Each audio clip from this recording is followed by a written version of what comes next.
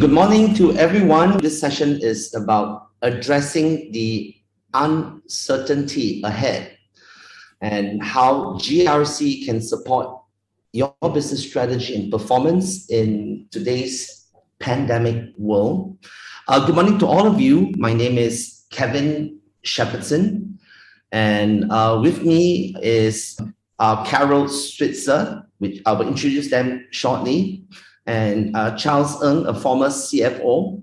And together with them, we'll be sharing with you, if you have not talked about the impact of COVID-19 on your organization's business strategy, this is a good time to think about some of the trends that we will be seeing, right? And most importantly, how do you look at all these trends from a GRC perspective? Okay, I'd like to welcome, I'm aware that some of you are from with data protection background, others are in GRC. And I believe there is a poll that we would like you to fill up. And if you could share with us your profile.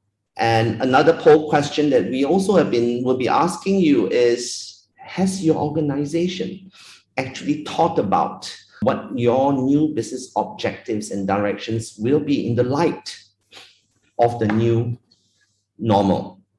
Yeah. So if this is not already done, can I get all of your help, all the participants? I see some familiar names. Fill up the polls, and you can do so if you click on the polls section.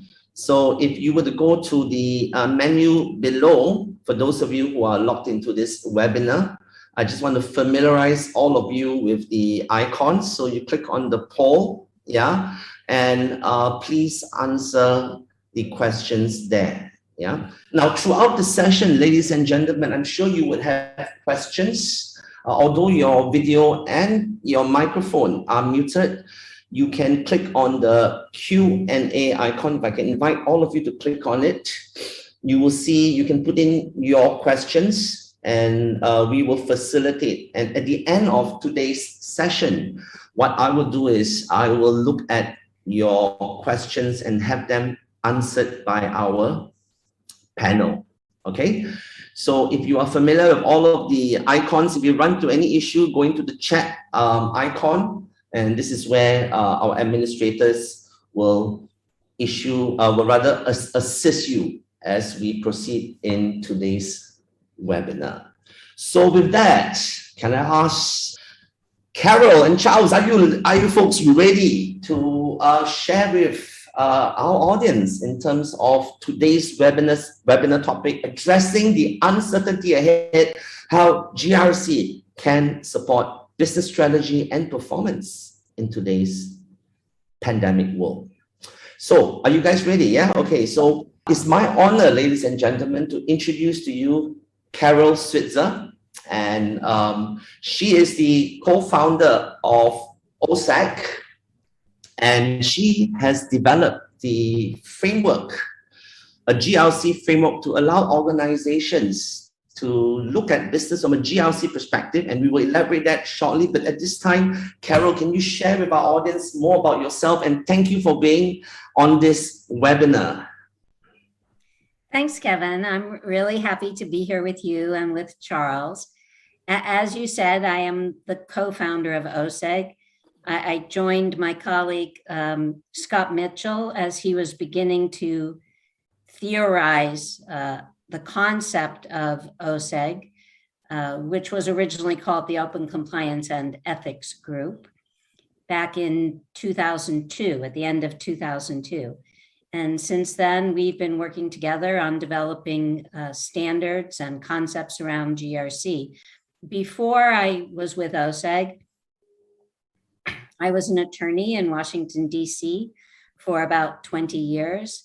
And I worked primarily in environmental law, and I worked with a lot of organizations that were struggling with bringing together the ways that they would manage compliance and risk around environmental issues.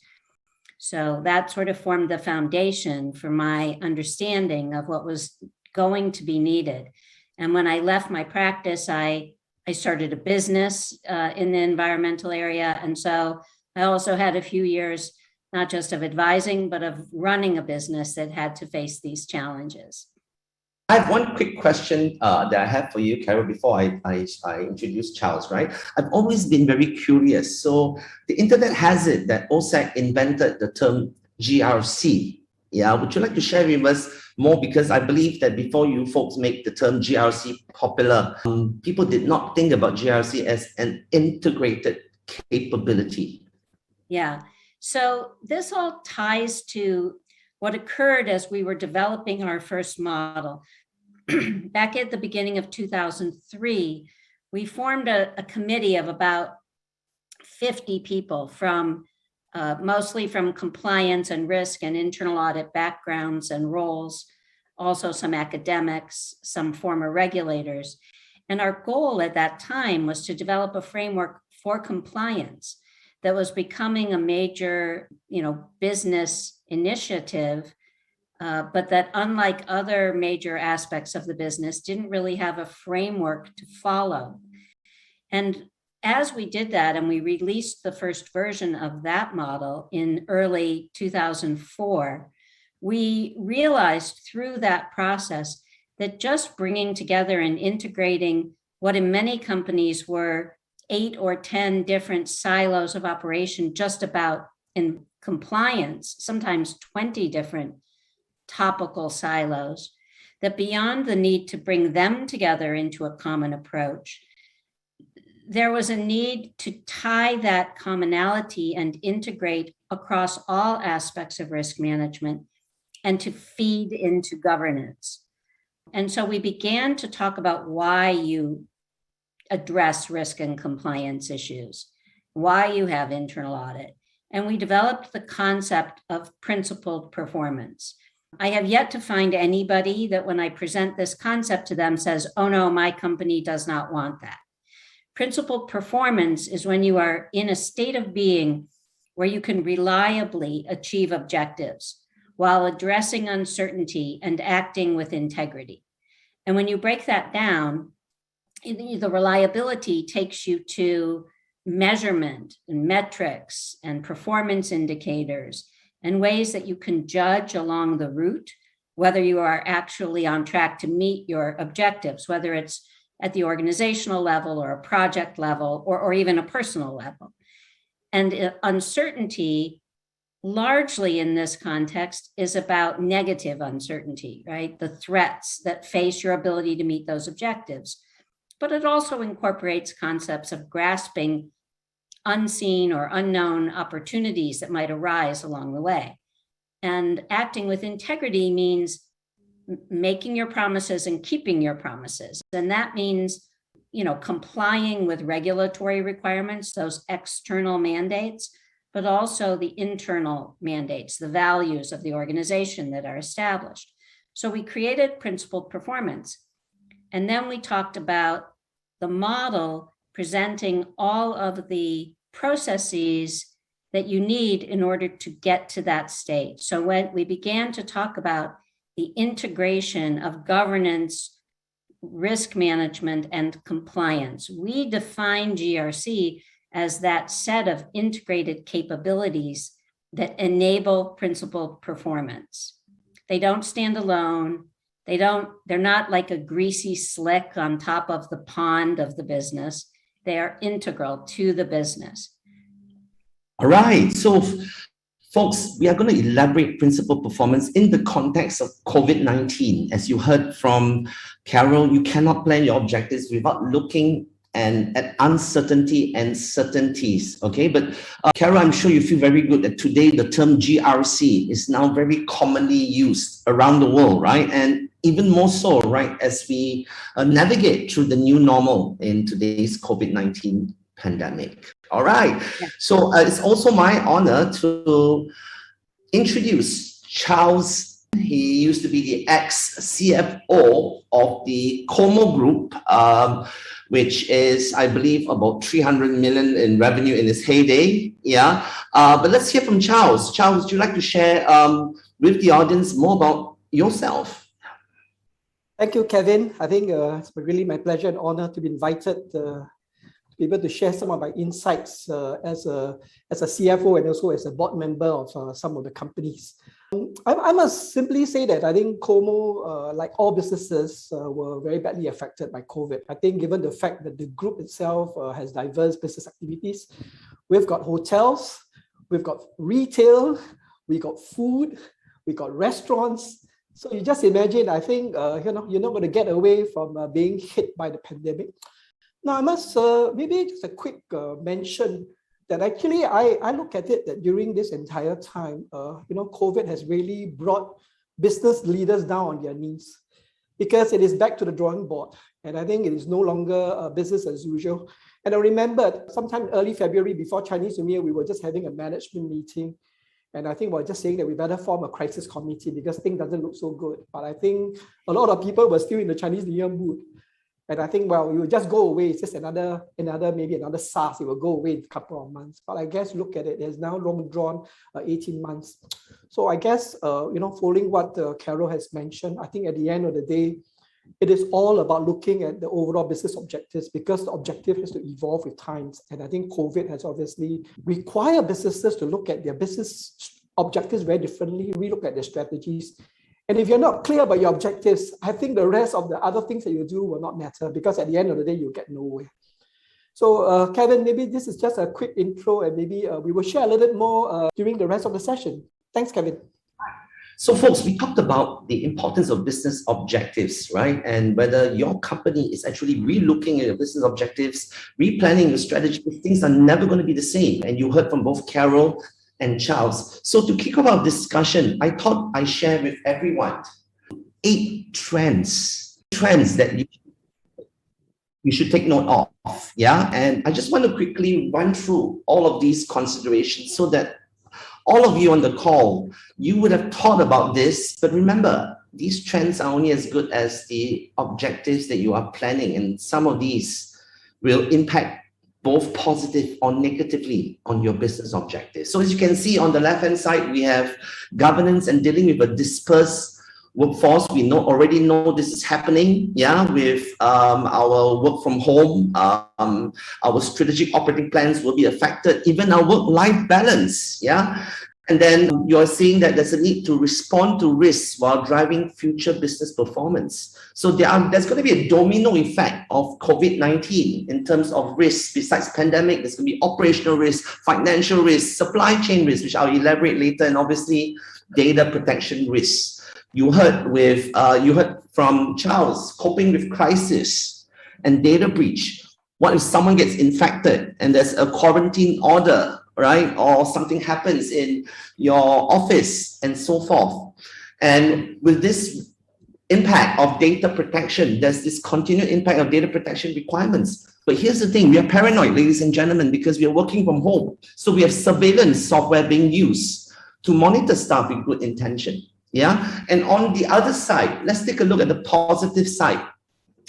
This is a chance for new opportunities, yeah, to invest in your with your organization's resources, things that will generate long-term and short-term value. You could look at accelerating digital transformation. You could look at robotic process automation. Some people are using AI and so forth.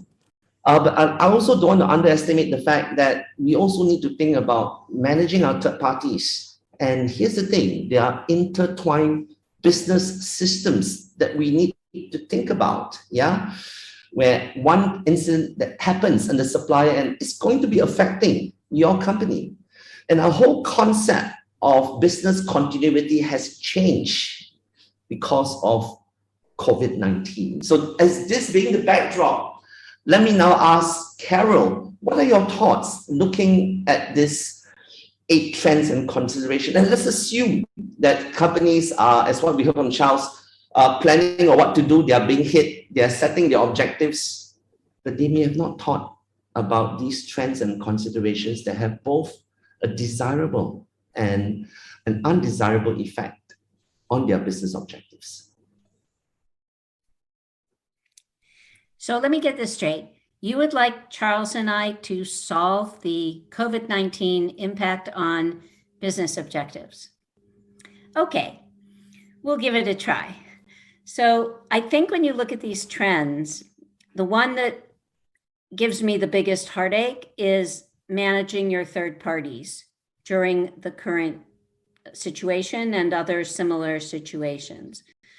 There are so many factors that now come into play. In fact, all of these other trends or factors that you have listed apply equally to your third parties. So they're dealing with all of these challenges at the same time. And if you're talking about, receiving goods that you need, parts for manufacturing, let's say, it's not just a question of figuring out what is happening at your third parties and at their third parties in disruptions in their own supply chains, but even the current problem with shipping container shortages that exist, right?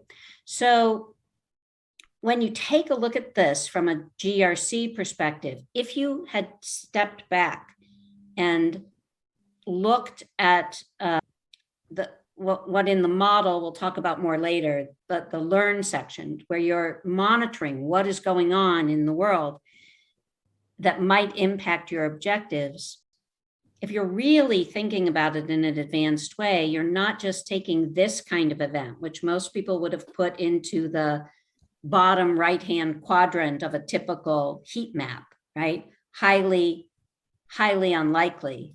Maybe it would have been the top right, highly unlikely, but also high impact. Yeah. But you would be actually, evaluating every link in that chain of events that has to occur for things to go properly. So the takeaway I have from COVID-19 is this aspect of monitoring things that may give rise to risk, that may cause you to maybe change your objectives, but also potentially change your strategic approach to those objectives, takes on much greater importance. And the real challenge that a lot of organizations are having now in all of these factors with COVID-19 is that they have been operating on short-term thinking and next quarter's profits and revenues and profits. And we just can't operate like that anymore. Yeah, so moving forward, we are seeing opportunities, threats, and requirements. And as you said, we cannot be looking at business objectives without thinking through the opportunities, threats, and requirements, because addressing the opportunity means putting together ways to improve performance, mitigating the threats with risk management. And for the requirements, it's important to comply, right? And these 8 trends tell us that we cannot execute our business strategy without thinking about what's happening and the implications of COVID-19, as you said, in the long run. So Charles, wearing your hat as the CFO, what are your thoughts just looking at 8? And Carole said that to her, she's worried on the third party side because we can no longer take supply chain because now there's a need to diverse the supply chains and all that. Let's hear from you. Well, Kevin and Carole, I think I fully agree with Carole on the point about third parties. I think wearing a CFO hat, the first thing we were asked to do is cut costs. So when you cut costs, it comes with a price. And I think one of the realization that I had was, well, take the easy way out, just cut it without thinking through. So you may have an objective, but I guess behind the objective is a whole string of other considerations that you really need to think about.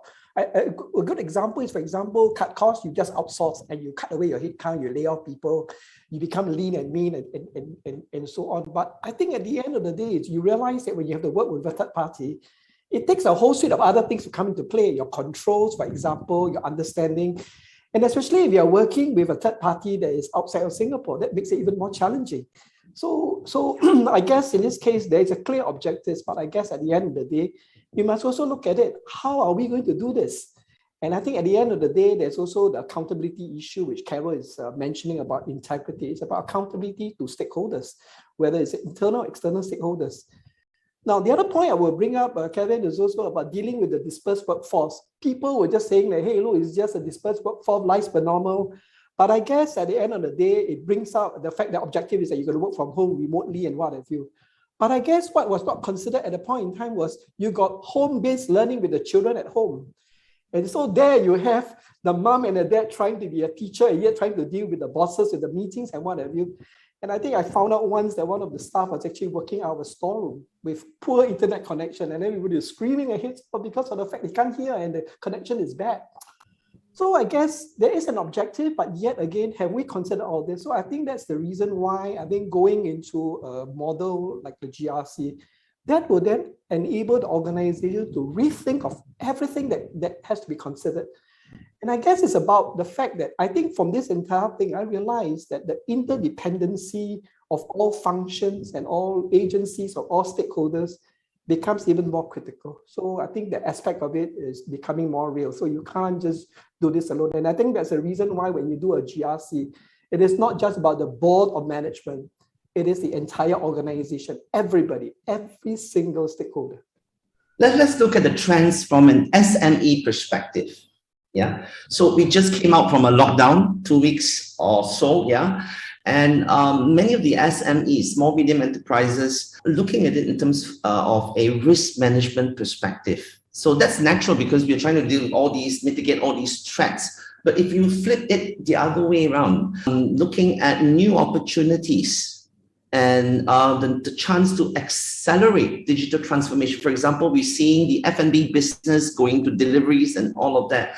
What are your thoughts, folks? Because when we talk about risk management, we forget that there's also the opportunity side. And for many organizations, planning for post-COVID-19 objectives in the long term, there are also opportunities. You can sit there and fret about how your business is going to be surviving, going to go through this period.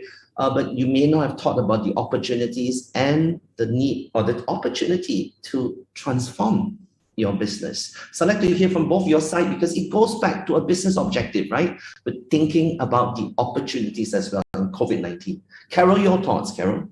Yeah, I think that when you have a fully integrated approach to GRC and you have that aspect of being able to continuously be monitoring critical risks or threats that may turn into significant risks, you at the same time have the opportunity to be monitoring for change that could give rise to opportunities. So for example, a lot of organizations that produce hazardous waste that contains precious metals have traditionally sent those materials overseas from the US to other places to reclaim those metals.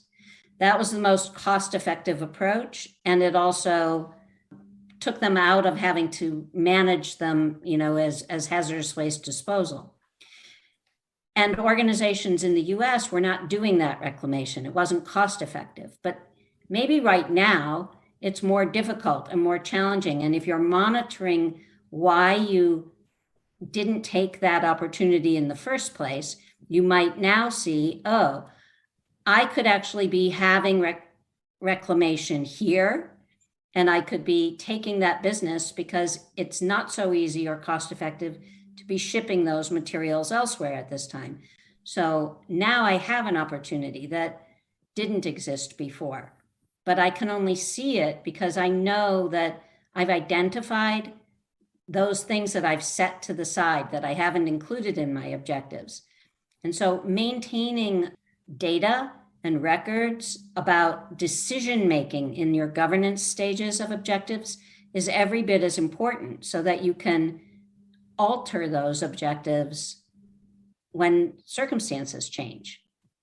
Thank you for that. So Charles, wearing your CFO hat, right? A lot of things about cost cutting, but if you flip it the other way, your thoughts, because opportunities also means spending money, yeah?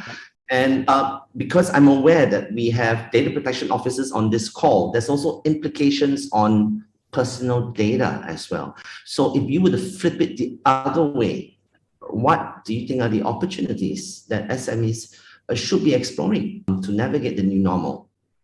Well, Kevin, I think there are plenty of opportunities out there. And I think fortunately in Singapore, there's a lot of government support coming in to allow organizations to really pivot and try to transform their businesses. Well, I think if you look at it from the perspective of some of the SMEs, I think obviously going the online route, trying to do an e-commerce platform, I think that's the future, given the fact that remote working and all that will be the kind of the new norm in a way. But I guess at the same time, when organizations go to this whole transformation, I think unfortunately what they do not have is resources, train people who are able to then get onto this. But I guess a lot of the SMEs are also blindsided by the fact that they do not realize that the data is actually new currency. There's a lot of information arising from the information. And I think like one of the SMEs that I'm talking to right now, they were very quick. They managed to pivot, and now they're using data with all the data privacy consideration into place, because I'm making sure of that. And I think what you can see is that because of the use of the data, they are able to then identify and understand the business and be more efficient. So I guess in a way, there are many opportunities for them. I mean, they spend a couple of $1,000s, but I guess right now the revenues pay for itself. And I think this is where, you must be ready to kind of get onto it. Thank you for sharing. I want to say also, we are seeing a new opportunity for talent.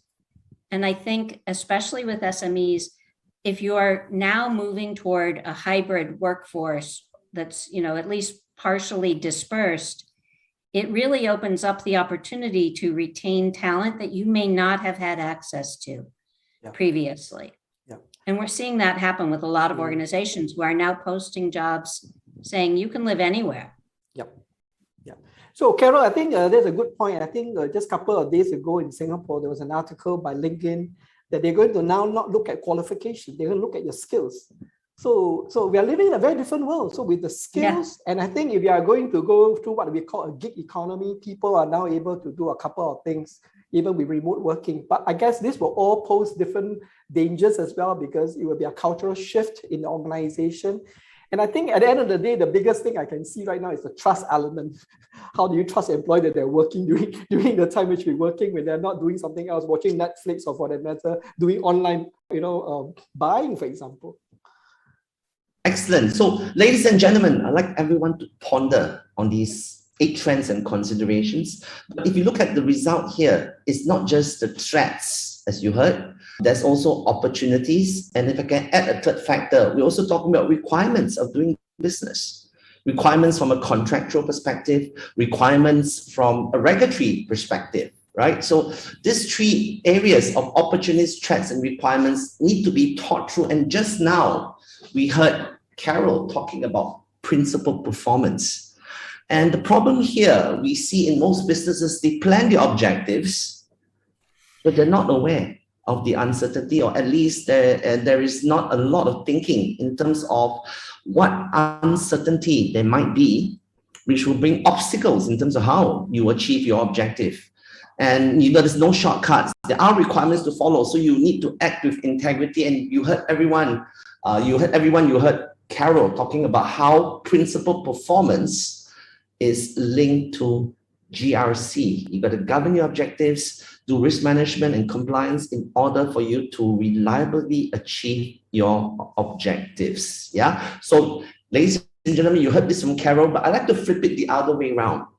Charles, before this, you had a different view of GRC, and prior to you being, the principal performance being introduced to you as a new way of thinking, linking back to your business strategy, objectives, and directions. Your thoughts on this?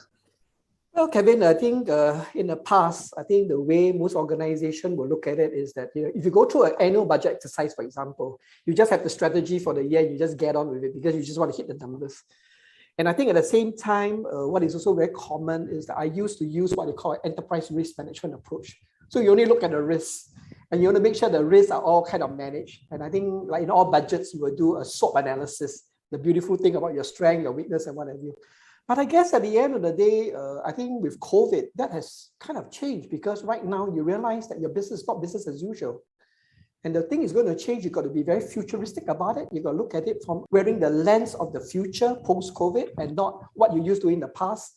And that's the reason why I think when we look at the entire thing, even the way we approach planning, for example, in terms of budgets, We used to do a traditional budget, take 2 months, 3 months to finish it off. But right now, I've actually canned all that and I say, look, now what we do is we do a rolling forecast. You do a business impact, because today you may have an assumption, by the time you finish your budget, it's out the window. But if you do what they call a business impact approach, it's a very different approach, because you then take into consideration all the factors. If one variable change, the rest change. So you are able to then be a bit more agile, a little bit more nimble. But I guess at the end of the day, it's about being effective. Thank you for that. So let's go back to what Carole was talking about, principal performance. Now, Carole, you have developed a GRC capability framework. Would you like to share your thoughts and the fact that we just discussed COVID-19 trends? Yeah, and you heard from Charles to look at it from a business perspective. So we're now recalibrating, looking at how to achieve your objectives, but at the same time, being aware of the certainties, uncertainties, and requirements, and the fact that you folks have developed 20 components, or should I say 20 elements from 4 components to think about to have an integrated GRC capability. Your thoughts, Carole, and if you could share this model, but in relation to COVID-19, if possible, so you can contextualize it for everyone. Sure. So this image is the short view of the model that is the GRC capability model that I spoke about, that we first issued in 2004 and now is in its 3rd released version. So this is basically a set of standards for how to establish and run an integrated GRC capability that will lead you to principled performance. And interestingly, what I would have said, even if we weren't talking about COVID, is that the 2 parts of this model, the 2 primary components, learn and align, and within these, the numbered and lettered, what we call elements, contain practices that are really essential. And this is where most organizations have failed. Most organizations are pretty good at setting up the perform section, setting up policies, training, some kind of hotline, helpline, notification, and inquiry system, and responding to it. And then in the review section, having some level of assurance, internal audit review, and improving their system. But the failures come up in learn and align, and I'd say even substantially in learn. And what I mean by that is, people might look at the risks like they do in an ERM approach at the time that they're setting their objectives, but then they don't continuously look at change and business impact that Charles has implemented in his organization. It's sort of a point in time, right? And we do that review again every 2 years or every period. But when you use a GRC capability, you're really continuously looking at what's going on in your external environment outside of the business in the world. That can be a pandemic, that can be a hurricane, that can be political upheaval, that can be all these things that are happening actually right now, all of them, right? COVID isn't the only problem right now. Look at Haiti, look at Afghanistan, look at many other areas of upheaval in the world. And so having a good system that lets you get information, and it doesn't mean that you have someone sitting in an office reading all the newspapers of the world or following social media all day, but there are services, there are external content providers, there are different groups that do this. You need to have a technology system approach that can pull in what's relevant and mapped to your business objectives, to have your monitoring be related to your business objectives, and have those objectives tied back to see, oh, something's happened. Do I now need to do a new risk assessment? Do I need to revisit what the opportunities are? And COVID is just a perfect example of the need for that to be done better. Got it. So, Charles, I've got a question to ask you. You heard from Carole that a lot of attention by GRC teams are on perform and review, right? But now we have a methodology to look at objectives in terms of learning first. So if you knew that COVID-19 is here for the long term, so how do you now align it with your organization's directions. Yeah. Charles, your thought, because you were saying that ERM focuses a lot on performance review, right? To check whether your risk registers are in place, whether you're aware of all the risks, you mitigated them. Your thoughts, Charles? Well, I think the alignment aspect of it would definitely involve many stakeholders. So I guess, organization used to be operating very much in silo, but I think with COVID, that has all changed. I think organization realizes the importance of interdependency because one action could affect the other.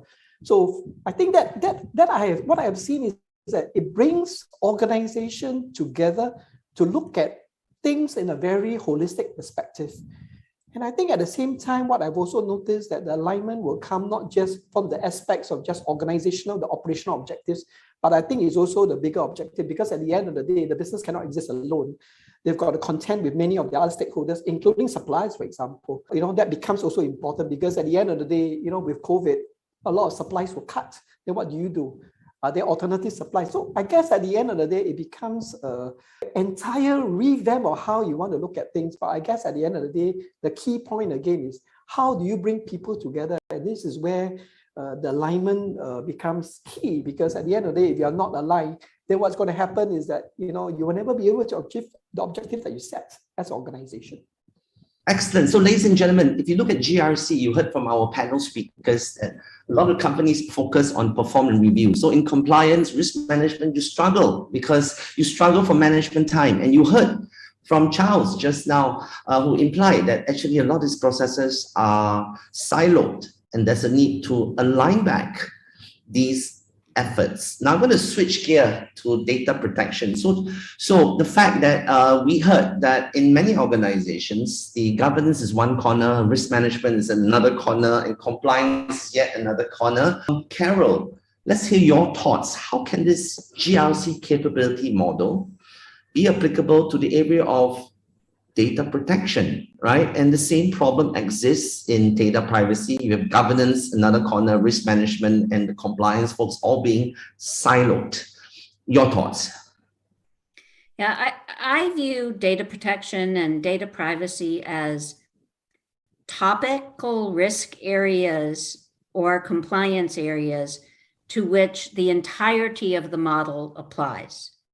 So, you're going to start by looking at the external context, not only for identifying threats to data protection, new viruses, new hacking groups, but also the requirements that are arising, right, all around the world. You may be operating in different places and you may have a plan for 3 years down the road to go into a new market.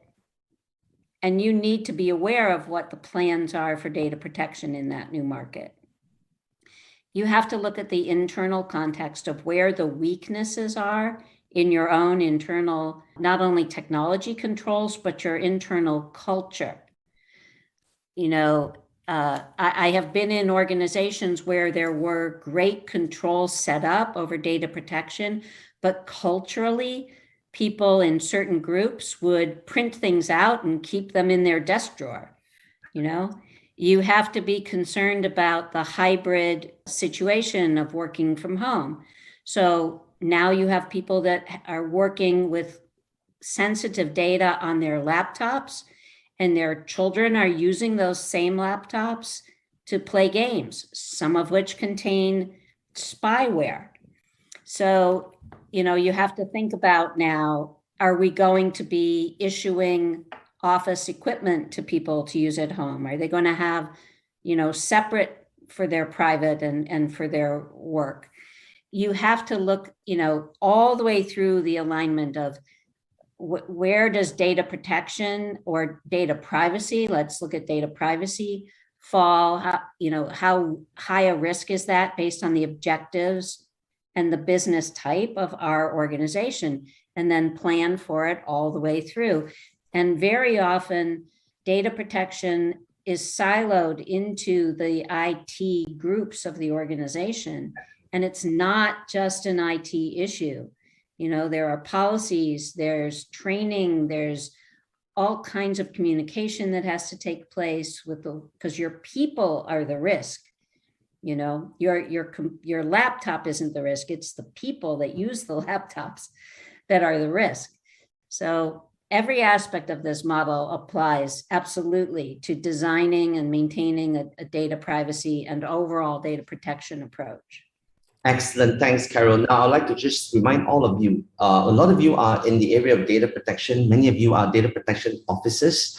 So when you go into data privacy and protection, you're actually doing GRC, but you're doing GRC, as you heard from Carole, of personal data. You're governing personal data. You're looking at the risk that relates to processing personal data. You're looking at the compliance to comply with data protection laws. So this model allows you, it gives you a roadmap that if you're already doing GRC in personal data, why not expand it holistically across the organization? Because some of you are already certified, yeah? You've gone through the privacy management program. And as you heard from Carole, these 20 elements here are very, very relevant because it forces all of us to think of this. Yeah, this framework. And we all know a framework is basically an implementation roadmap. So, Kevin, yes, Carole. I don't think we've mentioned this model that's issued by OCEG is free. You can download it at oceg.org. Just click on the standards button. It's free for anyone. Currently, we have it in English, Spanish, and Arabic. And it's open source, which means we operate it under a share and share alike license. You can take it, you can use it in your organization, you can adapt it. If you make changes, we ask you to share that with the community under the share and share alike license approach. But this is very different to standards like ISO standards, you know, where you have to purchase those standards and you can't share them, you can't adapt them. We want this to be as community-oriented as possible. Thanks for making that point, Carole. Yeah. Okay, so at this point, before I ask Charles further questions from a data protection perspective, I'd like all of you, if you do have any questions, a reminder, go to the Q&A section. There's a Q&A icon. You can click on that and we'll be answering questions that you may be asking. Yeah, but before I end this topic, I'd like to just close off talking about professional certification. Now, you heard from our speakers, Carole sharing with you the strategy, the mission, the vision of OCEG and the GRC framework, and you heard from Charles, who spoke about how he came into learning about principal performance and GRC. So there's actually a professional certification called GRCP. And I just want to remind every one of you that this is something that many of you might want to go for. You can put the credentials behind your name, GRCP. This is internationally recognized. Yeah, Carole, I've got a question for you, Carole. Why is it that the requirement says there's no specific education or work experience requirement for the certification? Because this is attractive to a lot of folks, because many times when you want to go into GRC, there's a lot of technical requirements, right? You need to know regulatory stuff and all that. What is your view on this? Or what was the rationale behind this? We did this because we have members of OCEG who, like Charles, are a CFO or a CEO or Chief Ethics and Compliance Officer, Chief Risk Officer, who themselves want the certification, but more importantly, want to train their teams, people that are coming in that are new to their area of work, you know, that may have been in a different part of the business. And so the course is really a fundamentals course, Introduction to GRC. And people at many different levels and coming from different roles can, you know, gain expertise from this. You know, OCEG is a nonprofit organization. We're registered in the US as a public charity with a social good mission. And that's our intent, to provide this education and certification to help drive and improve business at every level. Excellent. Thank you for sharing that rationale. So I'd like to encourage all of you, right? If you have little experience, or maybe you just realize that you are doing some role relating to GRC, which brings me to my question to Charles. So Charles, I'm going to ask you to wear two hats. First hat as someone in GRC taking on the role of CFO. And I'm also aware that you're also the Group Data Protection Officer. Wow. Right? And you volunteered. I mean, you joined this course, this GRCP course. Yeah. Would you like to share with our audience the fact that they would want to know your view? Because if you look at who this is for, right? There are internal auditors, governance professionals, and for you, you're even a member of the board, right? But your thoughts wearing CFO and the DPO hat on what this course covers and what struck you when you took this course, yeah? Okay, Kevin, I think what really struck me, I want to be very candid and very honest. The first thing when I was looking at the brochure, what struck me was the fact that there was a software that's inside the course that we're going to be able to kind of use. And I think with the fact that we're going through a digital journey, I think that becomes important because I found that a lot of organizations, including my own, we use spreadsheets and whatever, you try to piece them all together. But I guess that was one of the attraction I must admit with the software that you guys have kind of introduced. It was really the first part of call that we're looking at. But I think more importantly, when I saw this was that I think we need an all-encompassing approach of how we learn as an organization, which I found that a lot of courses are not as comprehensive as maybe looking at this because it covers all aspects, whether it's data protection, what have you. So I think if you look at the different elements within, the GRC framework, one of them was about the fact that you got to do education. And education is something which I think a lot of organizations don't spend a lot of time on, which I always believe that if you look at it from the perspective of performance, the education becomes important. And I will share one quick example about education, and that is that I always believe in data protection. The weakest link is always your people. And I will share one example, which I think got the horror of me, whereby the staff within the organization were trying to be supportive. They tried to send food to their fellow colleagues within the organization. And they called HR and said, can I have the address of this person so I can send food? I overheard it, and that's definitely a no-go. So you just imagine, along the way with COVID and a lot of things, the education becomes another real factor you look at. And the other aspect of it, which I also look at it from the perspective, is that I think right now more and more companies, when they do merger and acquisitions, data protection is also something they look at very seriously. In fact, one of my clients that I was advising, their purchase consideration slashed because of the fact that the data protection was not in place. It was assumed, but I guess it was a basic check on one of their HR policies and they got caught. So in that case, they lost nearly 20% of the value of what they're supposed to have got, in a way. So I guess this is what I really kind of look at it, and that, it is really an integrated approach to help us to look at everything from an overall perspective. But Karen, I must also admit that after attending this course, I must say a few words. I found it very engaging, very enriching, and I thought it was value for money. And I was telling my family, it was a mini MBA, the MBA course I attended within 3 days. Intensive, but I guess at the end of the day, it was teaching me how to do business in the new norm. Now, I must also admit that it is a very dry and very difficult subject matter to deliver, but I must also give credit to Straits Interactive, because what I found was that the videos that you guys showed, the case studies were real case studies of organizations in the real world. I think that kind of bring the realism for me to be able to appreciate the fact that, this is a new approach that we was kind of really adopt.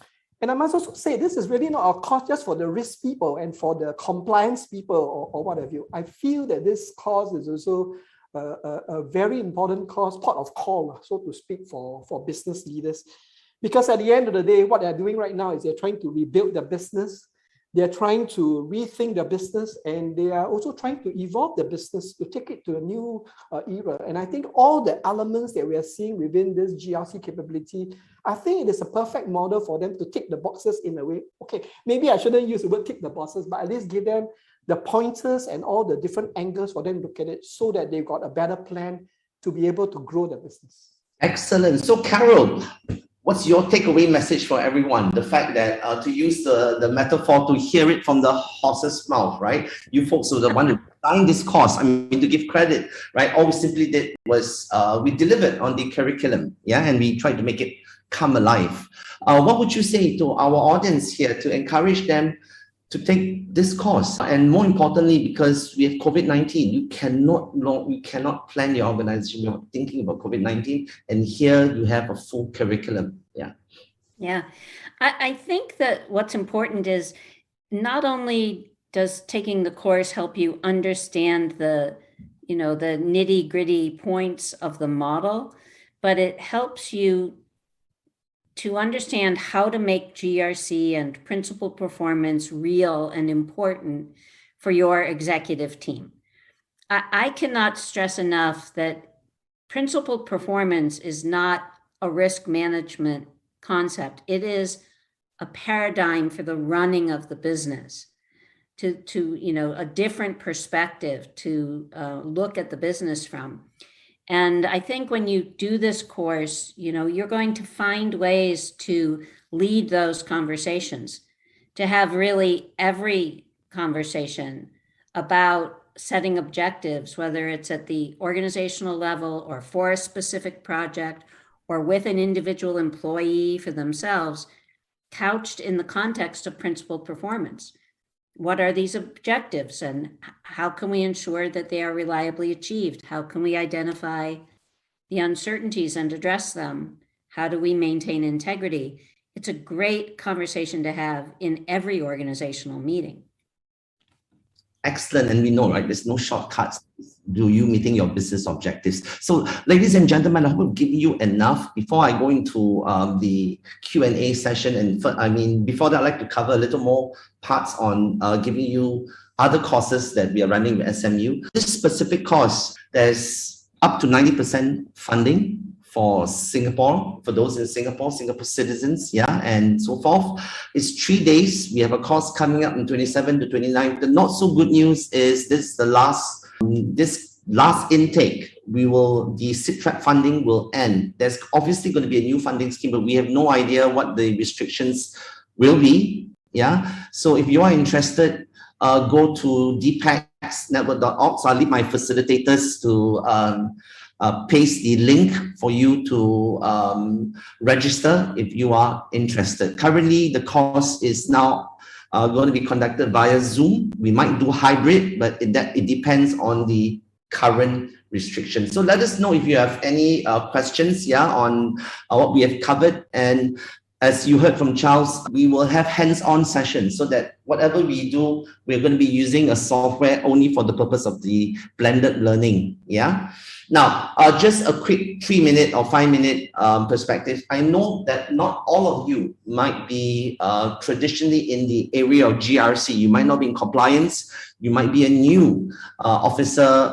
You might be newly appointed to take on the data protection officer role. Yeah. So I'd like to quickly talk about what we are offering with SMU via the Data Protection Excellence Network. You will see that there are 4 routes, and the route to GRC certification is with OCEG. And we are aware that some of you might want to have some background, basic understanding on GRC, just as for data protection, you want to take the advanced cert, and then it encourages you to go on to do your professional certification. Yeah.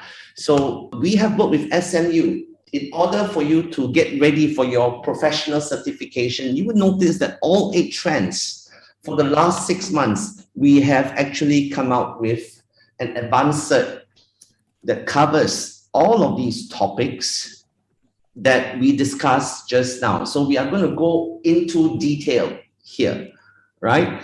And then once we go through this, you will see us talking about principal performance as an overview. So at any point here, you might feel confident to just go ahead and do the GRCP as I described, okay? So just to close off, some of you might already be on the advanced cert in GRC, yeah, but it covers data. And these are the 6 topics. And you will notice that everything we discuss, the GRC capability model, is something that you can reconcile all these key points that are being discussed. I also like to take this opportunity to share with you that there's also another potential advanced cert that is going to be released. I thought I'd just share this with you. It is not confirmed, but I'd like to get everyone quickly updated. There'll be an official announcement. This is the advanced cert in data governance. And because of public feedback, we are going to have a course on mobile apps, a compliance system that's based on the ISO standard, risk management, and so forth. So this too will give you an advanced diploma in data governance and management. At any point, we hope that you will have confidence to do the GRCP or the GRCP certification. Yeah. So just to end off, so you can just go to our website where you can look at the different routes to get you to GRC, but the anchor one, as we said, is obviously to go towards GRCP certification. Okay, so having said that, Carole and Charles, are you folks ready? Yes. So Yeah. folks can also open up. We've got a good half an hour, right, to answer questions. And the first question is from an okay, so we see a lot of it from an Alvin. I'll just pick one from an Alvin. Smaller firms who have no GRC formally may be intimidated by the terms GRC, right? Because of lack of resources and the enormous undertaking across functions. Yeah, and I guess the same problem is also with data protection. How have you seen firms or even yourself experience successful start for such firms and the big challenge to get in buy-in from stakeholders? Yeah. And you may want to clarify on some of the key myths or challenges that should be addressed right at the start of the effort. So let's hear from you first, Carole. So I think it's really important that you don't have to use the term GRC in your organization if it doesn't fit in the understanding of your organization. But I do think that having the conversation around principled performance with the executive team can be very helpful in, driving a point of view that makes it clear that you need to have some level of integration. Now, also, when I say integration, I don't mean that you have to set up a corporate level GRC department or a head of GRC. You may have different people in your organization that share some of these responsibilities. What you will want to propose is having something of a committee where you can bring people together, they can share what they're doing, you can see where there's an opportunity for standardization. In a lot of smaller organizations, what they have done is set up what I'll call a service center. So for things like drafting policies, you'll set up templates that can be used from the service center so that things are standardized in their approach. Or the service center might provide audit of the GRC capabilities, review what you're doing with your risk management. So you look for things that can be done in a standardized way and have that service center that now becomes a help. What you want to avoid is having, the view that you're the cop who's the police who are coming in to oversee and criticize you. You want to structure that service center and that committee to be helpful. And then the other thing I would suggest is that you start small, don't boil the ocean. So find one part of your organization that can benefit from taking and applying the concepts of the GRC model. And I generally say you want to find a place where the leader of that group wants to do it, they're well situated to do it, they're in need, and they are well respected in the organization, so people will want to follow their lead. Yeah, before I get Charles to respond, I want to add on another question. This came from Facebook. Yeah, so this, folks, this is also being broadcast on Facebook. We've got a question from Facebook, which I will add on to the question that was asked to Carole, and Charles, I'd like you to answer it. So to add on, the question is, how will you position GRC as a key and critical element to senior management? In short, how do you get management buy-in? So Charles, based on the first question, and this question here, as a senior management and the person on the board, what kind of messages will resonate with you in terms of this good intent of having an integrated GRC capability? Yeah. I think this is a good question, particularly in relation to the smaller organizations. So I will share a real example of what I'm doing right now with one of the smaller SMEs. I think at the end of the day, it has to start from the top, which is the owner. So my approach was, I had a conversation with the owner without talking about GRC, like what Carole is mentioning. You don't have to mention the GRC, but it all starts with a conversation is, what is your future business goal? What are your business objectives now? What are you going to do? What keeps you awake at night? This is the beginning part of it. And I think along the way, when the conversation goes, then you are clearly knowing that the organization is ready for a change. And I think this is what is one of the most difficult, the change management. And I think to get senior management to go through a change management, I think that's always the toughest, because there's a lot of things that are really ingrained in the organization. So if it comes straight from the owner and management needs to toe the line, I think that will be the first win as far as I'm concerned. And then during this journey that I'm having right now with this smaller company, once we get clear the objective, he wants to grow his business to 100 million, which was ambitious. But I thought that was good, because then that message is really drilled down to the rest of the organization. And what I have seen right now is within the last 3 months, there was change. Why there was change? Because there was a change in focus. And what I did was this, we started talking about the 4 L's. We talked about the external context, inner context, who your competition are, what's happening externally. Then you realize that a lot of people are overworked and what have you. So there's a change in structure, for example. And I think, like what Carole is mentioning, you get a few core people that I work with on a weekly basis, and they can be beginning to see the impact of change. I think that is the first thing that they wanted to see. Then you know that actually you are really on the right path. Then you go on to the rest of the elements of aligning it. Then you talk about incentives, because right now we're talking about how do we reward performance. So we are trying to introduce OKR, for example, objectives. For example, so I guess in this is the case whereby I think it has to start from the top. And I strongly believe that if the owner doesn't believe it, you will not be able to get this implemented, because unless there is also accountability where the owner is concerned. Because at the end of the day, I tell the owner, at the end of the day, the only person we hold accountable is you, because it is your business. And as what makes this very powerful is it's not about risk management. Compliance team going to management and say, hey, you must comply with this, or that's a risk. But as we heard, ladies and gentlemen, it starts with the business objective. Yes. So if you want to get buy-in, you ask the management, what objectives what are your objectives? And then you use the principal performance and you align it with that. And that's where you look for the uncertainties, the certainties that your business will be working with, and the requirements. Thank you so much, Charles. Now I'm going to switch gear. We will be talking now about data protection, and we have a question here, and maybe Charles, you can answer this, wearing your DPO hat. What are some of the current trends in terms of weakness and opportunities that you yourself have observed due to COVID-19 in relation to monitoring and transferring of data, as well as outsourcing of your data processing activities by third parties, right? And you, of course, you got to worry that are they complying with data protection requirements? And from this perspective, how does GRC help you to identify these challenges?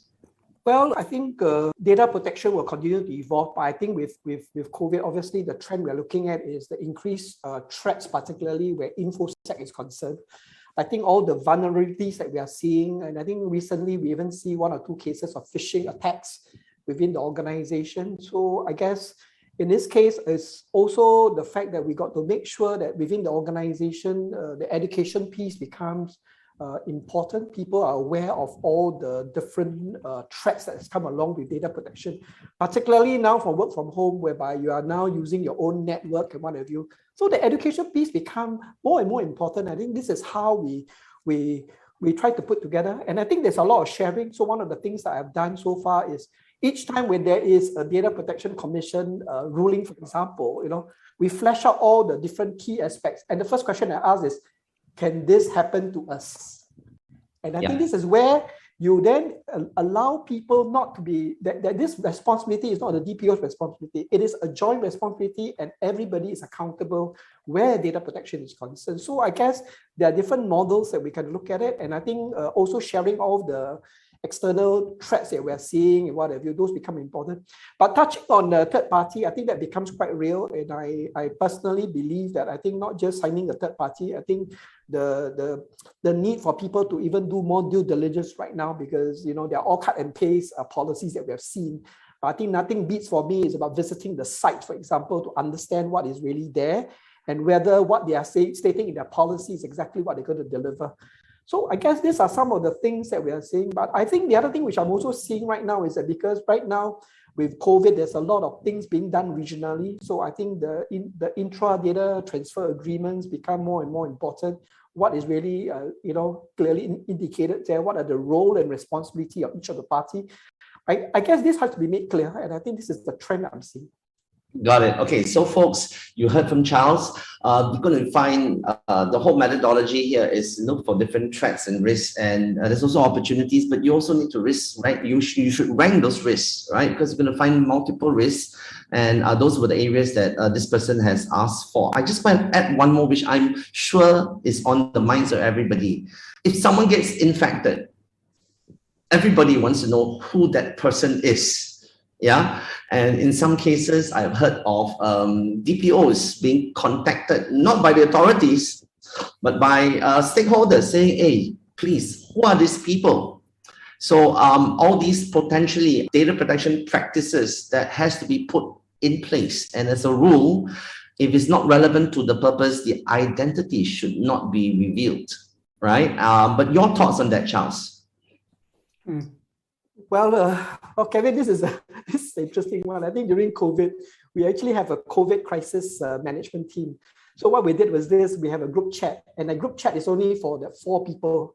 So the moment the group chat get activated, you know that there's a real thing that's happening. And I think where this is concerned, if it's a customer or if it is a staff, these are kept just within the key people, because at the end of the day, this is where the crisis management team will kick in. And I think this is where we have actually put it in place, that we got this, very, very carefully, because of the fact that you do not want discrimination, especially when the staff come back to work, people going away and everything else. There's a whole lot of other implications. And so as a matter of rule, no disclosure is made, unless to a select group. And I think we managed this very delicately, I must say. Excellent. Now, Carole, someone has picked up on one of the elements called stakeholders, L4, as you can see. This came from Facebook, yeah? So the question here is, do you agree and recognize that there is a long existing issue on alignment with various stakeholders? Each of them have their own motivations or agenda from the business. Of course, it also clashes with the governance teams and themselves. Now, how do we then convince and bridge this gap, right? Everyone obviously had their good intent. So even with the governance teams, the ERM teams, they all differ from compliance and internal audit. And I can add on, right? They obviously differ with the people who are focused on sales and marketing as well. So how do you bridge this gap? Yeah, especially from the GRC capability model. We're running out of time now, aren't we? Yeah, this is challenging. This is very challenging. And when you get into certain areas, that organizations are involved in now, like ESG, your stakeholder community opens up even wider, right? Every community in which you operate, international labor organizations, the stakeholders just become a large number. So what we're saying is, you can't ignore your stakeholders. You need to identify and really think about what are the various stakeholder groups in relation to different aspects of the business and its operations. What are their interests? You need to consider their interests. Doesn't mean you have to bend to all of their requests, but you need to consider them. You need to see where they overlap, where they conflict with each other, and you need to actively make decisions and then communicate to all of your stakeholders. Thank you for that, right? And that's important. It's a hard one, right? Carole, you agree? Yeah. So I've got another question here, and this relates to the GRC certification. So that's for you, Carole. Who and what type of role will benefit the most out of this, especially if it's in a data-rich company? How is the GRC course being administered to the participants, and what are some of the key benefits? Now, you heard some of the benefits being shared with Charles. So, Carole, please answer whatever you think that is relevant here, other than what we've already covered. Yeah. Yeah. I mean, I obviously teams within risk management or who have risk management responsibilities or compliance responsibilities are obvious targets. But then there are others, right? To me, this is a great opportunity for CFOs, secretaries, corporate secretaries, board members, anybody that's involved at different levels of the organization in governance and strategic planning. The legal department is an interesting group. You don't need any legal experience to do this. In fact, you're probably better off without it. But I think it's a great course for lawyers who generally only think about the legal requirements and don't understand the complexities of how that flows throughout business operation. So I think it would help them generally in becoming better advisors to the organization.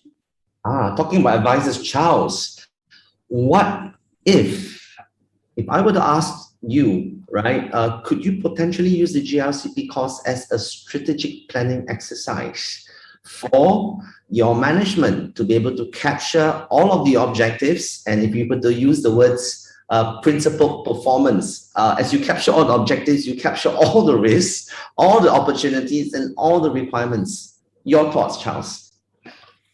Well, I think at the end of the day, like what I said earlier on, I think everything starts from the top, I mean, with the owner. But I guess when you get that out of the way, I guess putting together a framework would be something that I think we need to then, have the team together. But I also feel that at the moment, one of the challenges that people are finding putting it together is because there's no single tool that you can actually use. So I guess a tool would be quite important, because I believe everybody is busy. And I think I've been hearing quite a fair bit from business owners. I'm only worrying about business survival. I got no time for this.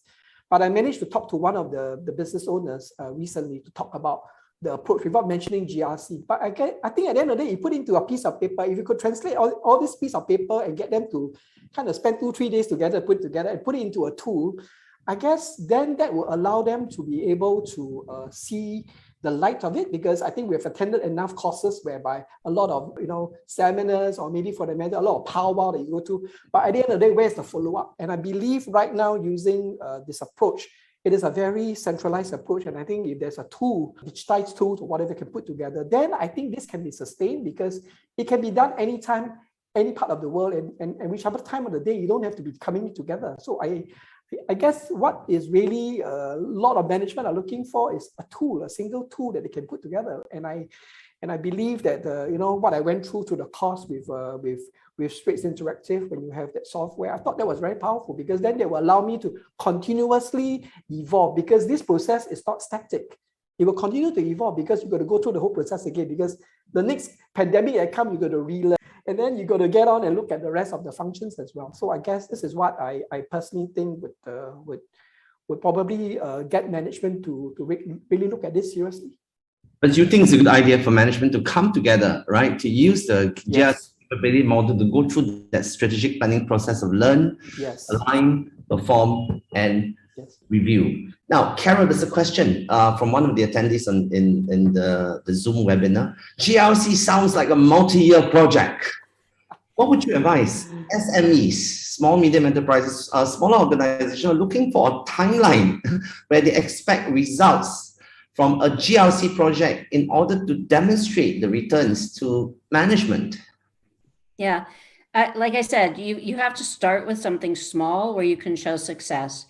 In a lot of organizations, that has been revamping their approach to policy management. And in fact, because of that, we've created another model that goes even deeper into policy management than the element that we include in the OCEG model.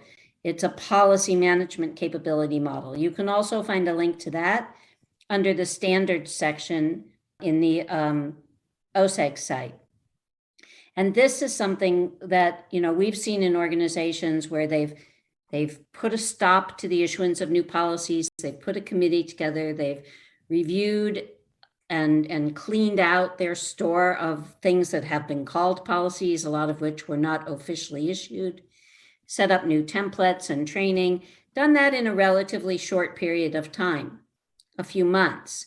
And then within another year or so have been able to demonstrate incredible savings in terms of time and you know, actual dollars because of that time save, and also consistency that helps prevent problems.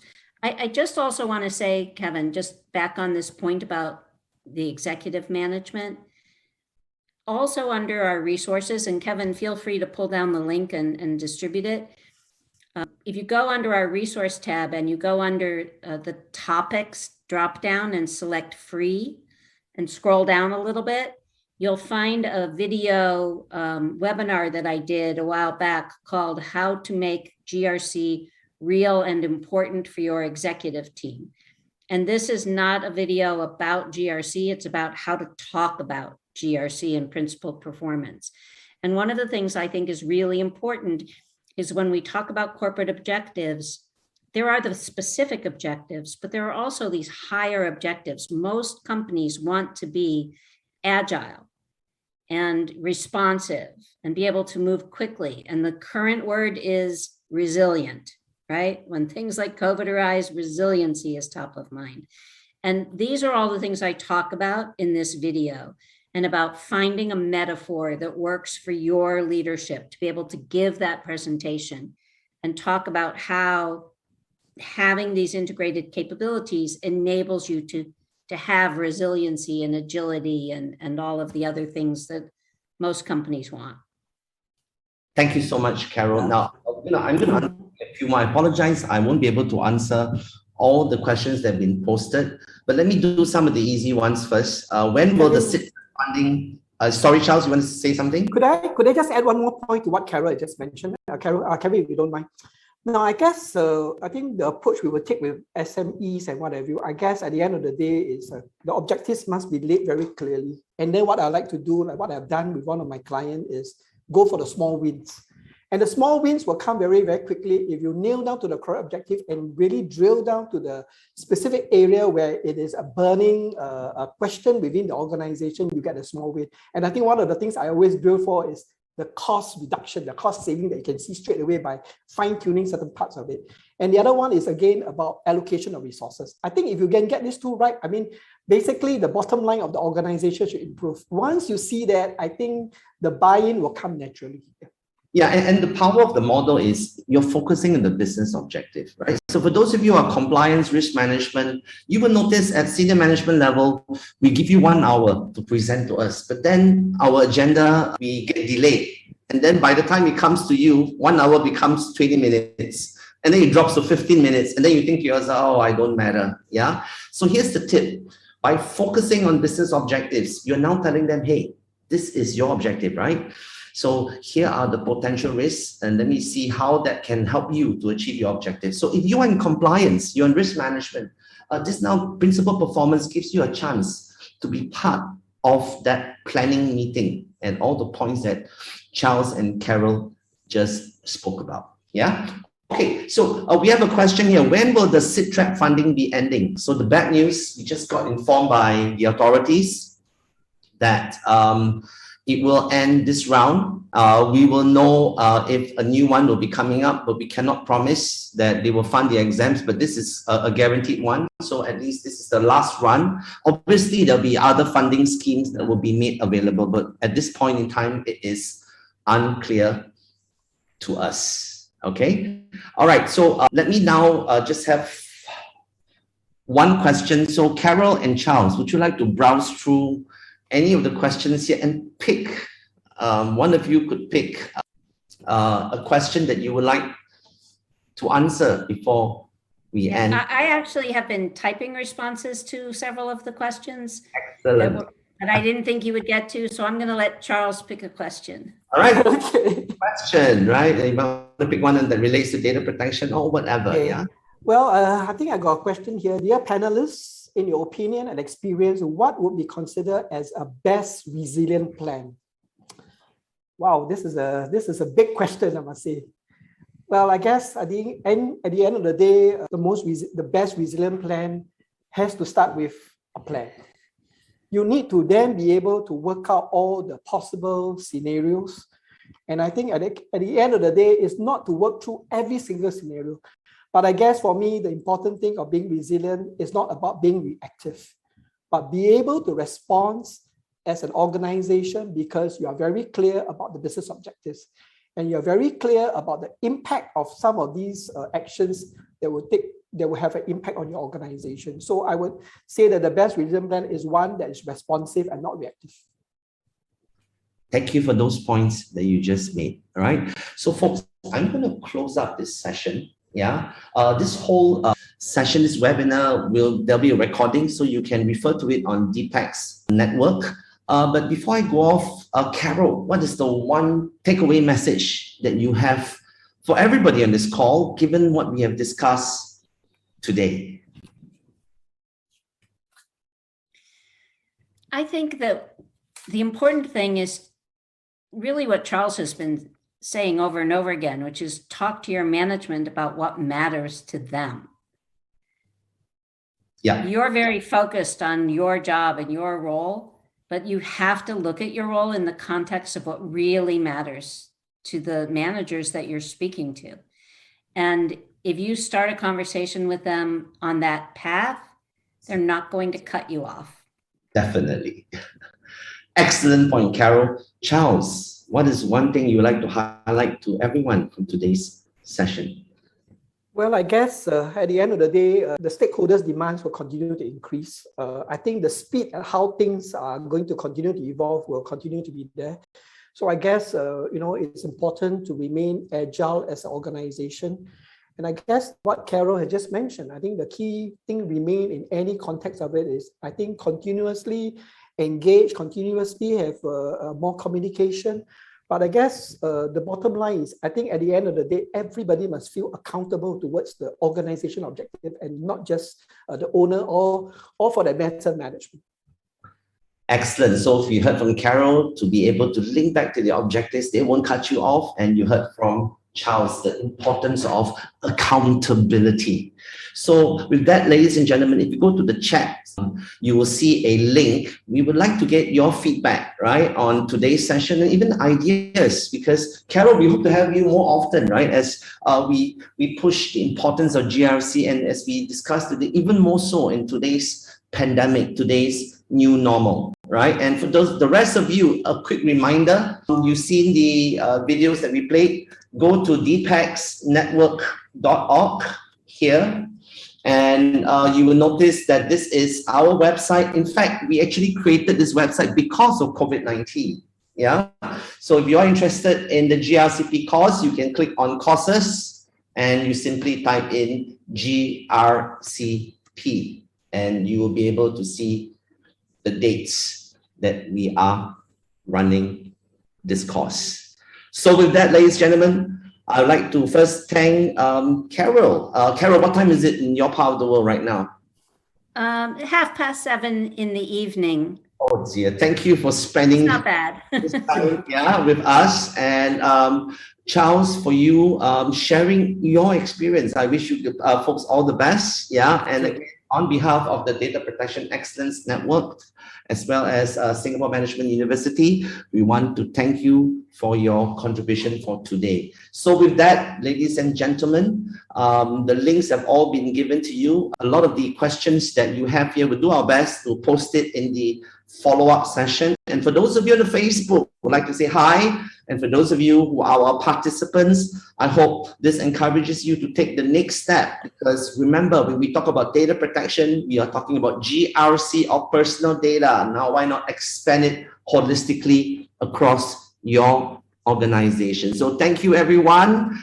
For more data protection resources, visit www.dpexnetwork.org, the Data Protection Excellence Network, and sign up for free as a member to have full access to all content.